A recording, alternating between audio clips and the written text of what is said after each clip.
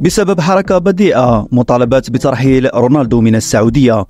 أقدم البرتغالي كريستيانو رونالدو قائد النصر السعودي على تصرف غريب بعد نهاية مواجهة الهلال في كأس موسم الرياض، وتمكن الهلال من الظفر بالنسخة الأولى من كأس موسم الرياض بعد تغلبه على النصر ب2-0 في المباراة التي جمعتهما على ملعب المملكة أرينا.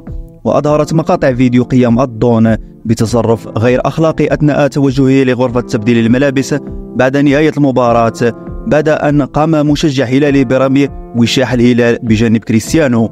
وسيطرت حالة من الغضب على الجماهير التي طلبت الجهات المعنية باتخاذ عقوبات صارمة على كريستيانو والقيام بترحيله كما حدث قبل سنوات مع محترف الاتحاد الحسن كيتا.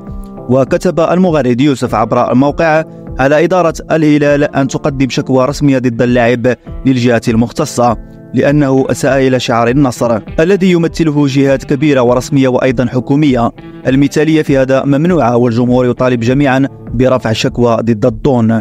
وقال آخر: العام الماضي هاجموا طارق حامد وتم إيقافه وقرار إيقافه مقبول، الآن نتمنى حركة رونالدو ما تمر مرور الكرام والاعتذار لن يكفي.